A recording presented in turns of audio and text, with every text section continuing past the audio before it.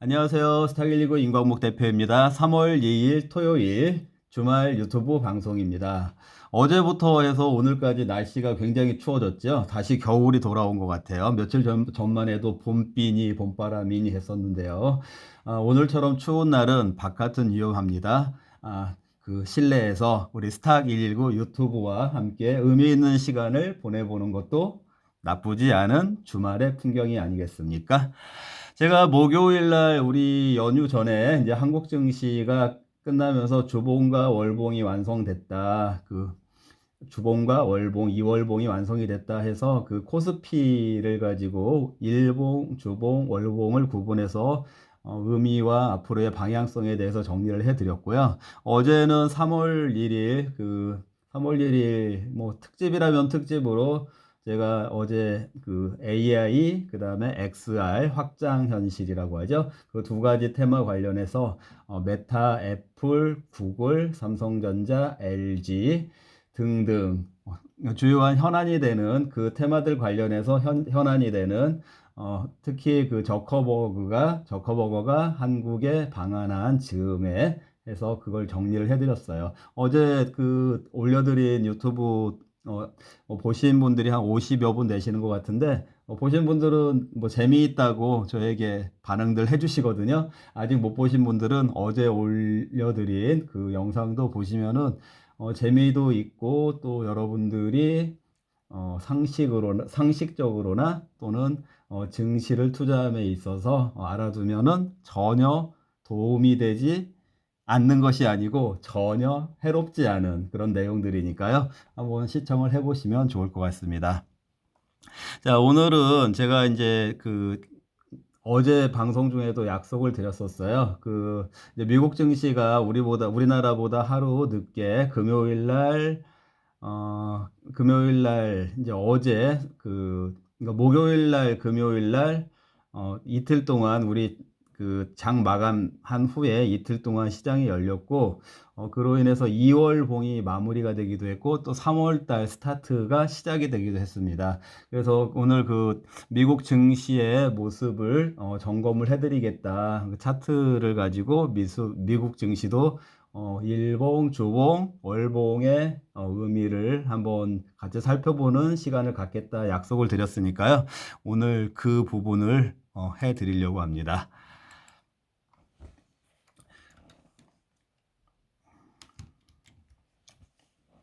자, 첫 번째로 미국 증시, 좀 전에 말씀드린 대로 미국 증시, 미국 증시의 벤치마크가 된다고 할 수 있는 지수는, 그 다우 지수는 포함되어 있는 주식 수가 30개밖에 안 돼요. 30개밖에 안 되고, 또 다우 지수는 시가총액 가중평균을 반영하지 않기 때문에 그런 의미에서 그 벤치마크 또는 이제 뭐 대표성이 좀 부족하다고 할 수가 있고 그 대신에 이제 그걸 보완할 수 있는 그 지수로서 S&P 500이 있죠. S&P 500을 가지고 활용을 하는 게 좋은데 지금 우리 그 미국 증시는 엔비디아를 비롯해서 좀 나스닥 흐름이 지금 시장을 좀 더 그 영향력을 헤비 히터 역할을 하고 있다라고 볼 수가 있기 때문에 S&P 500을 가지고 분석하는 것도 좋지만 오늘은 나스닥을 가지고 일봉, 주봉, 월봉을 분석을 해드리겠습니다. 그리고 이제 변동 폭이 조금 달라서 그렇지 전반적인 추세의 방향성과 추세의 각도는 나스닥과 S&P 500이 크게 차이는 없다라는 것도 참고를 하시면 되실 것 같습니다. 자, 차트 보실까요? 이게 지금 제가 여기 나스닥이라고 써놨는데 화면에서도 보이시죠? 나스닥 차트입니다. 나스닥 차트이고 이 차트는 지금 일봉을 나타내고 있습니다. 잘 안 보이시면 내려가지고 봐야 되겠네요. 잠시만요.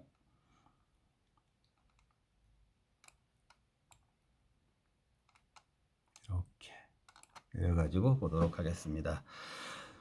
자, 여기를 보시면은 우리가 연휴로 쉬는 날이었던 3월 1일 날, 3월 1일이 미국은 그 금요일 날이었고요. 금요일 날이었고 이날 이렇게 개장을 했었는데 갑자기 이따가 뒤에서 좀 설명을 해 드리려고 하는데 미국의 그 PCE 뭐 발표 관련해 가지고 좀 난데없이 시장이 갑자기 이렇게 살아나는 모습을 보여줬습니다. 그래서 나스닥도 그렇고 S&P 500도 그렇고 필라델피아 반도체도 그렇고요.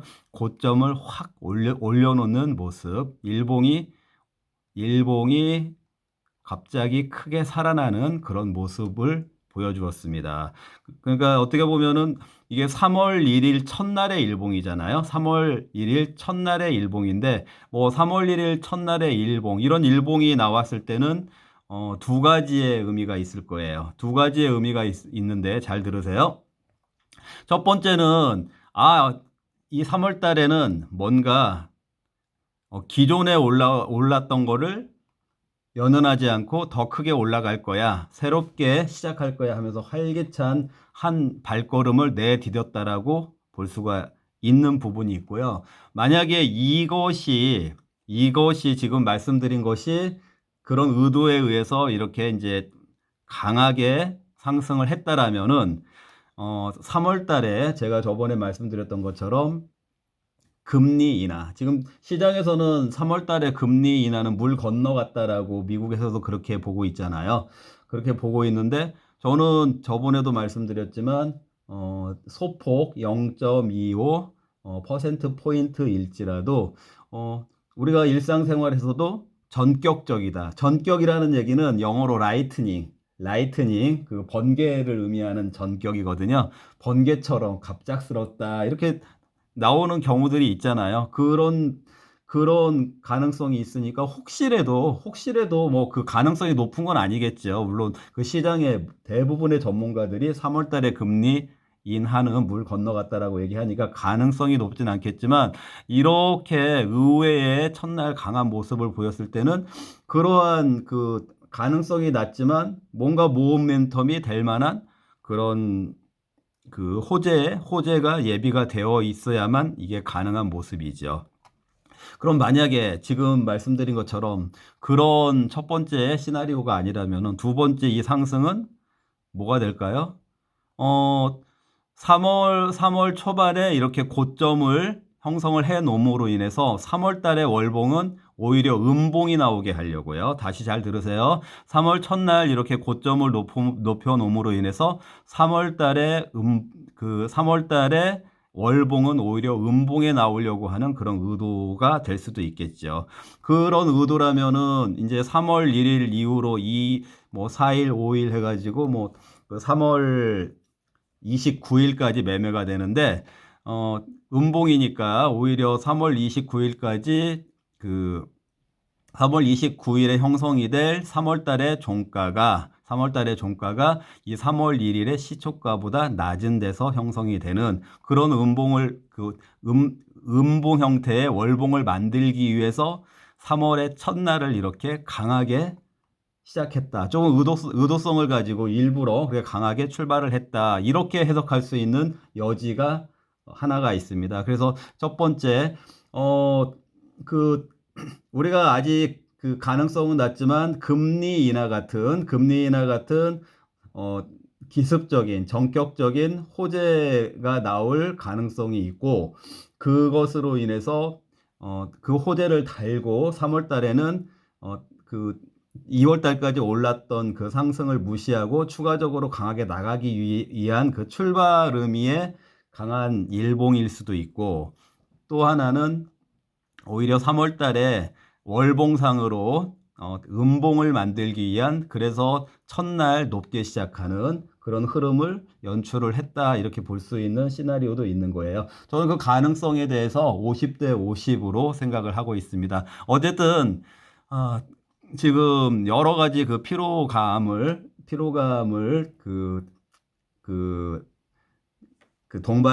동반하면서도 이렇게 지금 미국 증시가 하락하지 않고 있는 그러니까 몇 가지 뭐 그 조금 짐작이 되는 부분은 있지만 어쨌든 지금 이런 모습을 보여주고 있는데 엔비디아하고 AMD가 좀 상승을 주도하긴 했어요. 그런데 또 한편으로는 엔비디아가 지난번에 그 호실적 서프라이즈, 어닝 서프라이즈 발표하고 나서 형성했던 고점, 그 수준까지 올라가진 못했거든요. 그런데 이제 그런 부분도 이제 조금 확인을 해봐야 될 부분이고, 또 그리고 AMD하고 엔비디아가 서로 지금 경쟁 관계 모드로 들어간다. 그리고 거기에 마이크론 같은 기존에 있던 그 레전시급의 그런 반도체 회사들도 지금 경쟁에 가세하고 있는 모습인데, 과연 엔비디아가 계속해서 그 고가를 치고 나갈 수 있을까? 이런 부분들에 대해서는 굉장히 의구심이 드는 부분이 있습니다. 저의 생각이고요. 자, 주봉 일단 한번 보실까요?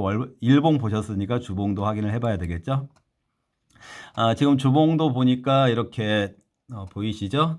주봉도 이렇게 고점을 높였고, 뭐 주봉 이렇게 그때 이제 그 목요일 날 우리 한국 증시 마감했을 때 그 미국 증시는 목요일 날 밤 그리고 금요일 날 이틀이 남아 있으니까 그 이틀의 모습에 따라서 주봉이 바뀌게 된다 이런 말씀을 드렸고, 그 결과로 인해서 이렇게 주봉이 또 이렇게 주봉 추세가 살아나는 예쁜 모습을 만들어 놨습니다. 어쨌거나 그 모양상으로는 이렇게 지금 전혀 추세가 훼손되지 않고 있는 그런 모습을 보여주고 있다. 이렇게 주봉으로 뭐 나쁘지 않은 좋은 주봉이 제일 좋게 보이는 것 같아요. 이런 모습을 만들어 놨다. 일단 그렇게 보시면 될 것 같고요. 자, 월봉을 한번 보시겠습니다. 자, 월봉인데요. 자, 월봉을 보시면은, 뭐, 월봉은, 이월봉 당연히 아까 주봉이 고점을 형성했으니까, 이월봉 이렇게 올려놨고, 뭐, 이월봉 수준이 보니까, 여기, 역사적 최고가보다는 그 종가상으로, 여기서 역사적 최고가라는 거는 이 장중 가격을 의미하는 거예요. 거기보다는 이 종가가 높진 않았던 것 같은데, 이제 금요일 날 이 선을 올라서는 모습으로 이렇게 나온 거죠. 자, 그런데 지금 이 월봉을 조금 해석을 해보기 위해서 제가 한번 이거는 그 제 분석법이니까 그냥 그 어쨌든 참고를 하시면 되는 거고, 이 분석법이 뭐 일반적으로 활용하는 그런 분석법하고는 좀 차이가 있습니다. 근데 이제 저의 관점에서 분석을 해드리는 거니까 여러분들도 배우실 분들은 배우셔도 되고 참고를 하시면 좋을 것 같습니다. 자, 이렇게 한번 이 고점, 여기 일단 저점선을 한번 연결을 해 볼게요. 여기 저점, 그리고 여기 저점. 이 저점선을 이렇게 연결을 하면 이런 모양이 나오겠죠. 이런 모양이 나오고, 그럼 어쨌든 이 저점선을 따라서 이렇게 월봉상으로 봤을 때 저점이 계속 이렇게 시간의 그 구간이 있었지만 어쨌든 그 저점을 높이고 있다, 이렇게 볼 수가 있죠. 그래서 제가 이렇게 그때 금리 인상을 빌미로 해서 이렇게 1년여 동안 조정을 받았고, 또 지금 사실 이제 금리 인하를 기대하고 있지만 그 긴축이 아직 풀린 건 아니잖아요. 지금 그 기존 금리를 그대로 유지하고 있고, 또 더군다나 양적 긴축도 지금 진행 중에 있는데, 전혀 금리 그 정책에서 이제 그 피벗이 기대는 되고 있지만 아직 시작이 안 됐는데도, 뭐 그게 시작되기도 전부터 이미 주가는 다 복원을 해서 더군다나 고점을 갱신해 버렸잖아요. 이런 흐름이 나왔다라는 거. 이거는 어떻게 설명을 해야 되나요? 여러분들은 죄가 없고, 중간중간에 막 시황에서 뭐 금리 인상 때문에 큰일 나고, 뭐 미국이 뭐 경착륙이니 어쩌니 막 긴축으로 인해서 경기 침체니 이런 말도 안 되는 시황들 나올 때 저는 계속해서 강조했던 네 글자 골디락스 기억나시죠? 골디락스. 미국이 골디락스인데 그런 시황이 말이 되냐 이렇게 말씀을 드렸었어요. 골디락스기 때문에 이렇게 지금 실제적으로 금리의 변화가 없고 긴축 양적 긴축을 아직 유지하고 있는데도 주가는 이미 다 회복되고 오히려 올라왔다. 이거는 미국 증시가 아니 미국 경제가 골디락스였다. 그리고 오히려 여기 지점보다 여기 지금 다시 선을 표시해 보면 여기 지금 이 지점보다 이 지점보다 여기 지점에서 현재 이 지점에서 우리는 아니죠. 미국의 기업들 엔비디아도 그랬고 미국의 기업들 실적이 훨씬 좋잖아요. 여기보다 여기가 실적이 훨씬 좋으니까 이 구간은 그냥 골디락스 구간이었다. 그런데 메이저 세력들에 의해서 그들의 장난질에 의해서 주가를 조정을 시키고 다시 이렇게 올라왔다. 이 과정에서 못 버틴 사람들은 뭐 손절을 당하거나 손해를 본 거고 또 새로운 기회를 잡은 사람들은 기회를 잡은 거고 이렇게 되겠죠. 이런 그 생물처럼 계속해가지고 주가는 등락을 거듭하고 있다. 그렇게 생각을 하시면 될 것 같고요. 지금 제가 좀 전에 그렸던 그 선이 지워졌네요. 다시 한번 그려보겠습니다.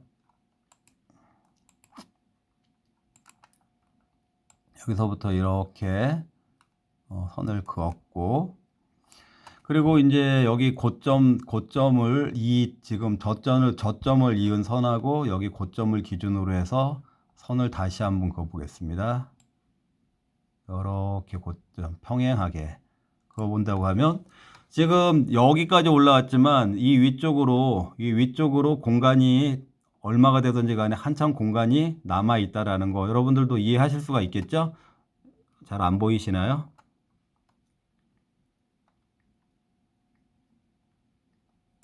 조금 더 내려볼까요?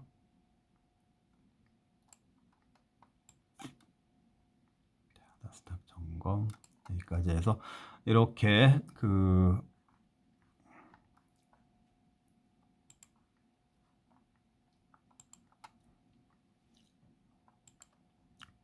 여기를 이어보면은 이렇게 위쪽으로 공간이 있다. 그래서 추가 상승의 여지가 충분히 있다. 이 맥락은 2024년도 12월 달까지 해서 전반적으로 이제 더 올라갈 여지가 있다. 이렇게 해석을 하시면 될 것 같고 그러면 여기서부터 지금 이 올라가는 거가 지금 3월 달 봄부터 해가지고 바로 막 올라갈 수 있냐. 이 바로 올라갈 수 있는 부분이 아까 좀 전에 그 일봉에서 말씀드렸던 거 있죠. 그 금리 인하가 뭐 단행이 되고 뭐 굉장히 스피디하게 올라가는 그런 첫 번째 시나리오도 있겠지만 만약에 금리 인하도 안 됐는데 그렇게 막 올라가지는 못할 거예요. 그렇다면은 2024년을 겨냥해서 이렇게 올라갈 공간을 남겨두지만 여기 이 자리에서 아까 3월 월봉을 오히려 음봉을 만들기 위해서 첫날부터 강하게 시작했을 가능성도 있다고 했잖아요. 그 시나리오라면은 이제 이 월봉을 가지고 이쪽에서 보시면 이런 부분들 있잖아요. 이렇게 여기도 보시면 여기서부터 여기까지 계속 올라가긴 했지만 이 구간에서는 이렇게 한 달, 두 달 이렇게 조정 구간이 있었잖아. 이런 형태의 음봉이 나올 수도 있다라는 거죠. 그렇다면은 오늘 여기 지금 표시된 3월 달 이 음봉은 지금 3월 1일 하루밖에 아니 이 월봉은 3월 1일 하루밖에 거래가 안 된 월봉이니까 이제 그 이후의 거래에 따라서 이렇게 여기가 파란색 여기처럼 하늘색이나 파란색으로 바뀌게 될 여지 그렇게 바뀐다라면은 만약에 그 바뀌는 모습이 나온다고 하면은 3월 달은 음봉을 만들 가능성도 있다. 그 얘기는 좀 쉬어가려나 보다. 그렇게 생각을 하시면 될 것 같아요. 근데 사실은 조금 쉬어가는 거가 좋을 것 같다라는 생각을 하는 것이 여기서 만약에 급하게 여기까지 올라간다고 하면 그 다음에는 어떻게 되는 거겠어요? 그 다음에는 뭐 재료도 없고 금리 인하 도 다 반영이 돼버린다는 얘기인데 그럼 정말 제대로 된 급락 조정이 온다라는 거밖에 안 되잖아요. 차라리 여기에서 조금 쉬면서 올라가는 것이 나을 수도 있다. 특히 한국 증시에는 그게 나올 수도 있다. 이런 저는 생각을 하고 있습니다. 이렇게 해서 미국 증시 나스닥을 가지고 일봉, 주봉, 월봉의 위치와 그 의미를 나름대로 저의 생각에 기반을 해서 여러분들에게 설명을 해드렸습니다. 자, 두 번째 주제로 넘어가 보겠습니다. 두 번째 주제는요, 눈에 띄는 기사 논평. 자, 주말에 저도 이렇게 그 증시 관련된 이런저런 개별 기업들의 뉴스도 있고, 뭐 거시 변수 관련된 뉴스들도 있고, 또 뭐 가상화폐라든지 그 여러 가지 지표하고 관련된 그런 원자재라든지 그런 뉴스들도 여러 가지 뉴스들이 있었을 텐데, 뭐 그 뉴스들 중에는 정말 쓰잘데기 없는 뉴스들도 있고, 뭐 누구나 다 알고 있는 뉴스들도 있는데, 여기서 눈에 띄는 뉴스 해가지고 제가 좀 논평을 해드리고자 하는 것은 논평을 좀 해드리고자 하는 것은 이게 앞으로라도 우리가 그 주식 매매를 하면서 좀 알아두고 이럴 수 있구나 이런 부분들을 알아두고 가면 좋을 것 같다라고 생각해서 제가 한 3가지 정도에 대해서 이 기사 논평을 좀 해드리려고 합니다. 자, 첫 번째 기사 중에 보니까 현대차하고 삼성생명이 지금 수급이 한 2월달 수급을 기관하고 외국인이 동반 매수, 기관, 외국, 외인 동반 매수했다라는 그 뉴스가 있더라고요. 자, 기관하고 외인이 동반 매수했다. 그러니까 이 현대차하고 삼성생명은 주가가 안 오르려 해도 안 오를 수가 없었겠죠. 개인들이 매수해서는 절대 못 올라간다고 말씀드렸잖아요. 그 정말 작전성으로 개인을 가장한 뭐 VC라든지 그 여러분들 잘 모르시는데 그 투자자문사 이런데 그 수급들은 그 개인 수급으로 잡혀요. 그래서 그런 수급으로 인해서 이제 뭐 올라가는 종목들도 간혹은 있지만 대부분의 종목들 우리가 일반적으로 그 봤을 때에는 기관하고 외국인이 동반 매수를 하는 종목들은 주가가 좀 떨어질 여지가 별로 없죠. 조정이 있더라도 정말 짧은 조정밖에 없다. 그 과정에서 이 현대차하고 삼성생명의 그 주가가 아주 이제 그 완연한 레벨업이 됐고, 그리고 제가 지난주에 또 한번 이 두 종목을 특별하게 선택을 해가지고 이런 제목으로 말씀드렸었잖아요. 그 한국 밸류업 프로그램으로 건진 두 종목. 이게 현대차하고 삼성생명이라고 말씀을 드렸었는데, 이 종목들이 마침 수급적으로도 기관하고 외국인들이 동반 매수를 했더라. 자, 이거는 무슨 걸 우리가 앞으로 참고를 하자라는 말씀을 드리는 거냐면요. 일단은 그 밸류업 프로그램 저 PBR 테마가 이제 단기적으로는 그 효력을 이제 상실해가는 분위기가 있지만 이제 2차전이 남아 있잖아요. 그 6월 달까지 보완책이나 시행책 이런 것들을 다시 제시를 하겠다 이렇게 하니까 이 과정 중에 뭐 현대차나 삼성생명이 조정을 일부 받는 경우에는 다시 매수를 해볼 필요가 있다라는 것이고, 그게 아니라고 하더라도 지금 현대차나 삼성생명처럼 기관이나 외인이 야금야금 동반 매수를 하고 있는 종목들 중에 아직은 덜 움직인 종목이 있는지 없는지 이런 것들을 좀 살펴볼 필요가 있다라는 거예요. 저도 그런 부분들을 살펴보면서 또 중간에 여러분들에게 추천을 해드리도록 하겠습니다. 자, 두 번째 뉴스 제가 일학개미 부러워라는 그 이제 소제목을 한번 잡아봤는데요. 일본 증시가 이제 그 89년도 고점보다도 그 니케이 지수가 이제 니케이가 올라가니까 뭐 지금 그 저는 정말 근데 이 블로거나 이런 데들 보면 또 유튜버도 마찬가지인데 정말 말도 안 되는 얘기 하는 사람들이 뭐 이런 얘기 있잖아요. 그 무슨 그럼 일학개미가 부러우면은 일본 주식을 30년을 보유하고 있었어야 되나요? 이미 올라간 종목들 가지고 뭐 10년 동안 보유하고 있었더라면 그걸 어쩌라는 거죠? 그 말도 안 되는 제목을 잡아가지고 마치 그게 무슨 투자의 팁인 것처럼 얘기하는 사람들이 있는데, 그게 말이 안 되고요. 그리고 10년 동안 갖고 있었더라면 이 말이 안 되는 거가 10년 동안 갖고 있었는데 그 사이에 그냥 안 갖고 그 사이에 팔지 않고 계속 갖고 있었으면은 그 주가가 그 지금처럼 올라오지 않았을 가능성도 있어요.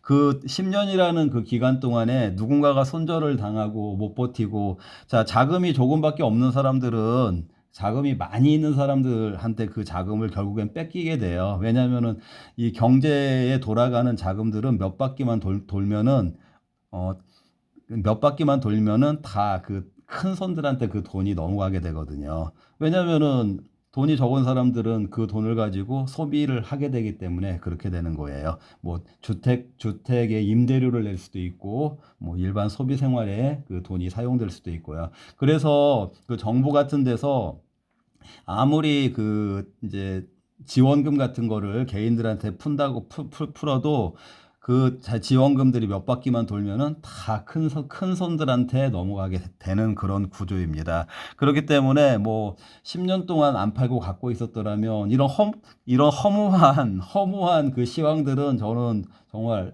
안 읽었으면 좋겠어요. 정말 말도 안 되는 것이고요. 그런 관점으로 뭐 일학개미 부러워 이렇게 바라보지 마시고, 저는 이 일학개미 관련해서 이런 걸 한번 생각을 해봤으면 좋겠어요.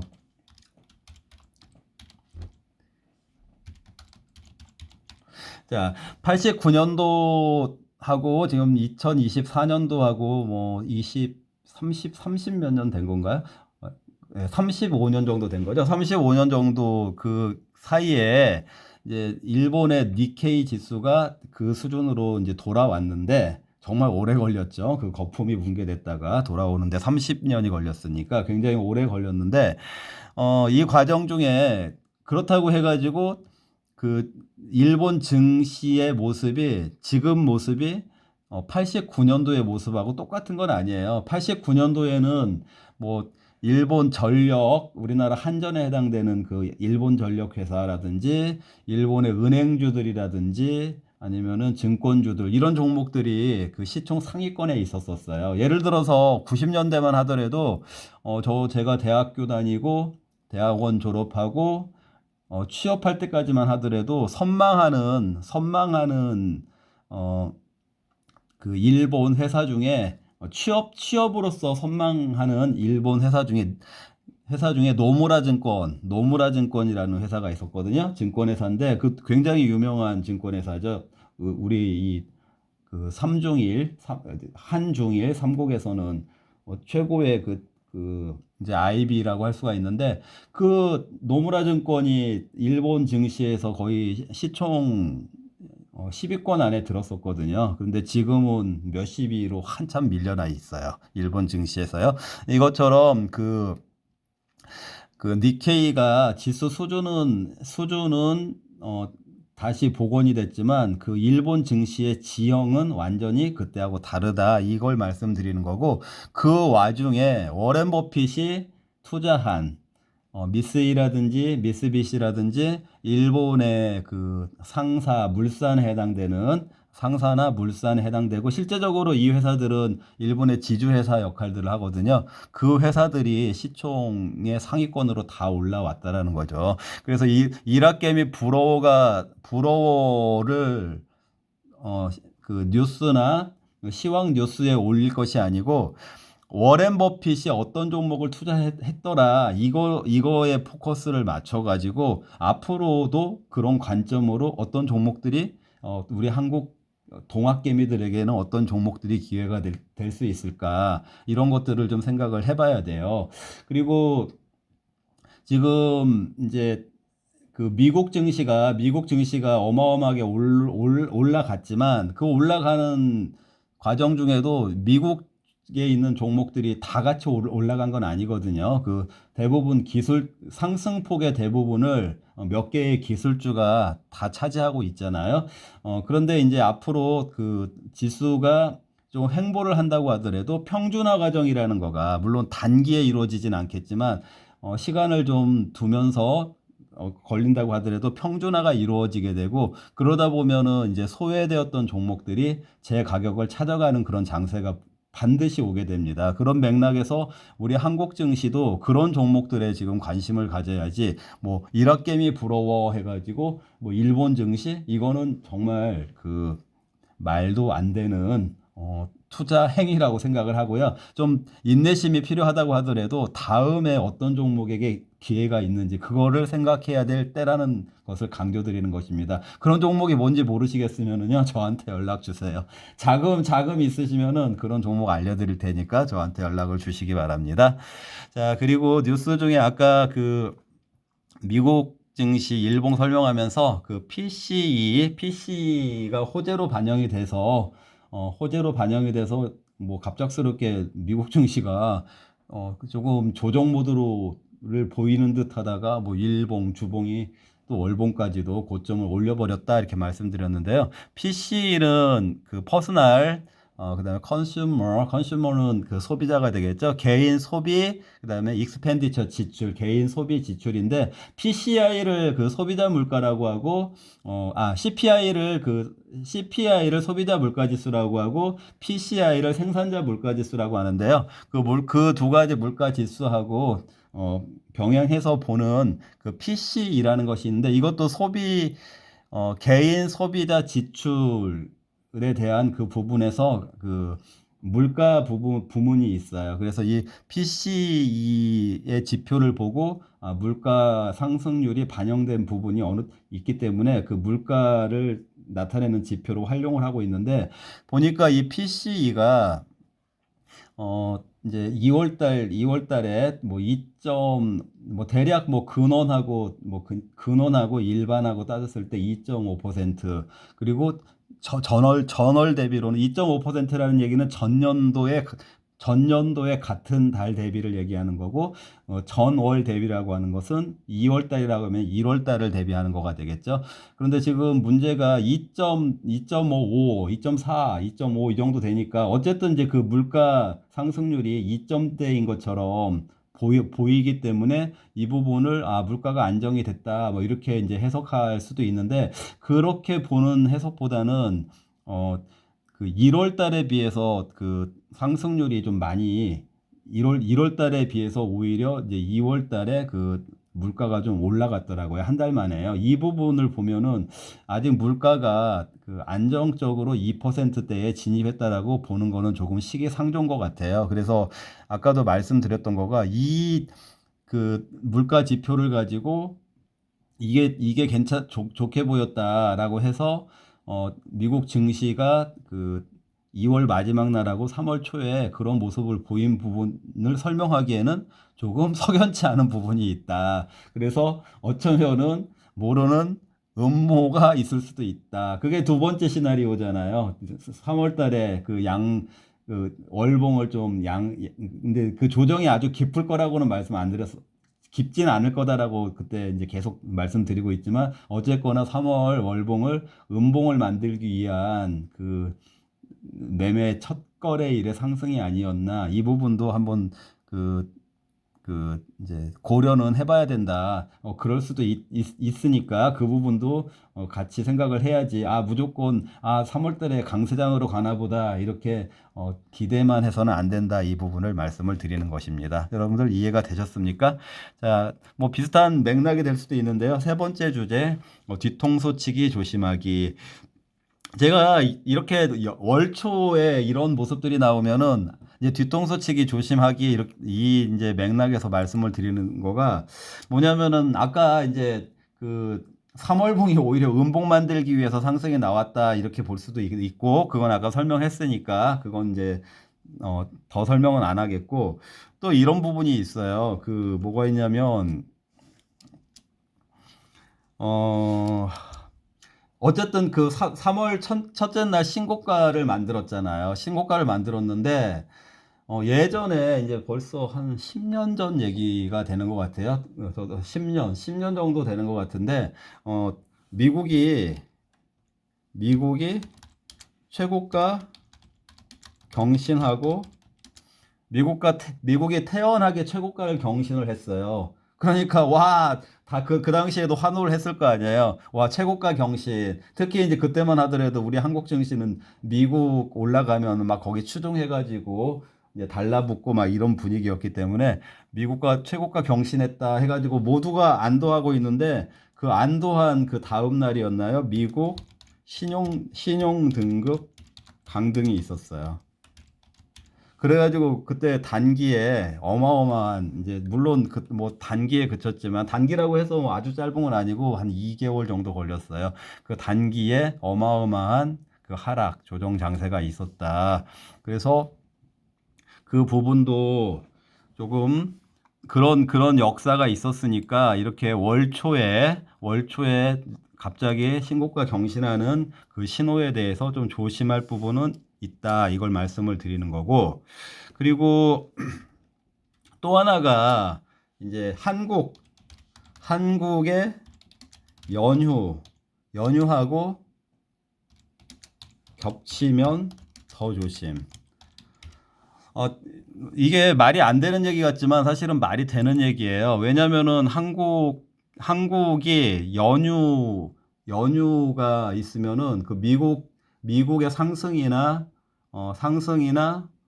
그 하락이 바로 반영이 되지 않잖아요. 근데 하필이면은 하필이면 한국이 쉬고 있을 때 뭔가 그런 장세가 나오면 다 그런 건 아니지만 간혹은 그런 경우들이 있더라고요. 그래서 저희도 지금 그 저희 스탁 119 이 VIP 분들 여기 보시면은 VIP 전용 이 게시판 여기 보시면은 그 안내하는 내용 중에 긴 연휴 이후 시장 대응 시 알아야 할 사항 해가지고 상시 적용해가지고 이런 내용을 일부러 그 상시적으로 확인하도록 이렇게 올려놓은 이유가 무엇이겠습니까? 가끔씩 그런 식으로 연휴 기간 동안에 뒤통수를 치는 그런 장세들이 나오더라. 그러니까 막연하게 특히 우리 한국이 연휴였을 때에 그 사이에 미국이 얼마가 올라갔다 그러면은 그 아무래도 그 다음 날 그 장이 개장했을 때 거기에 딱 그 미국의 상승한 그 폭에 기준을 두고 이럴 수 있잖아요. 미국이 그 연휴 기간 동안에 2% 올랐는데 한국이 아침 시초에 1%밖에 상승이 안 하네? 그러면은 이때 장중에 더 오르겠지 하고 특히 파생 상품 하는 그 개미들은 그런 기준으로 그 이제 포지션을 따라가는 경우가 많거든요. 그래서 이제 그런 것들로 역습을 당하게 된다. 나쁜 말로 해서는 뒤통수 치기를 당하게 된다. 증시는 그래서 정말 무섭고 어렵고 조심해야 될 게 많아요. 그래서 참 쉽지 않은 증시. 그렇기 때문에 여러분들도 놀면 뭐 하십니까? 오늘 같은 날도 이렇게 이 시장에 이모 저모 그리고 또 윤광목 대표의 경험에 의해서 알려주는 이런 내용들. 지금 구독자들 불과 50명밖에 안 되니까 여러분들은 이런 내용을 들을 수 있다라는 것은 또 선택받은 분들이라는 거 아니겠습니까? 자, 오늘 내용 여러분들이 앞으로 그 주식 라이프를 해 가시는데 많은 도움이 될 거다라고 믿고요. 자, 내일까지 휴일 잘 보내시고 월요일 날 개장 전 코멘트에서 뵙도록 하겠습니다. 아참, 아직 구독 안 하신 분들 제발 구독 좀 눌러주시고요. 자, 월요일 날 뵙겠습니다. 감사합니다.